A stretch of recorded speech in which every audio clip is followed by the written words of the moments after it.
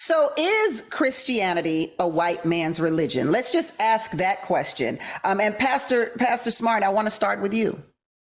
Well, there are three things that identify it as purely an African religion. First of all, the person that's founded it, in reality, Jesus Christ. He was African, Afro-Asiatic person. Number two, the early founders of the church, Cyprian, Tertullian, and Anselm, and Augustine. All of those helped develop Christianity, and they were from Africa. Thirdly, it is the reality of today's life that we live in. We practice this religion because it's ours. The radicalism of it and the culture of it, all of it revolves around the development of this religion as a Black religion. Priest Chantrell. Can you repeat the question, Tammy? Because I'm like, I want to keep my answer succinct. Okay. Is Christianity a white man's religion? Of course it is. Unless we're talking about the Coptic Christian church from Ethiopia, right, in Eastern Africa. When we look at how Christianity was proselytized, how the mission of Christianity was spread around the world, who has primarily written the doctrine of Christianity, the people who originally spread it throughout the world, those were white people.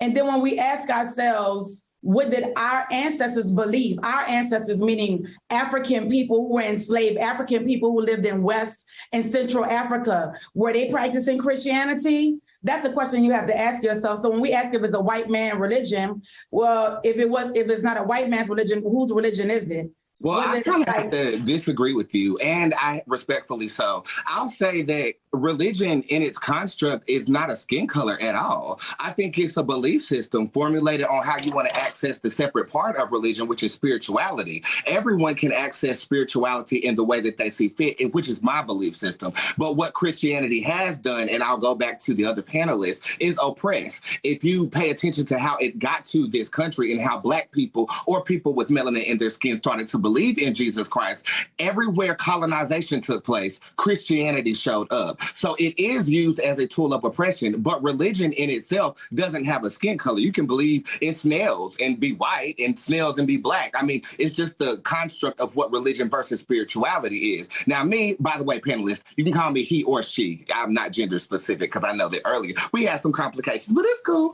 But I'll say this, at the end of the day, religion is what you believe in terms of your spirituality. Spirit has no color. Spirit has no color. Lisa, is Christianity a white man's religion?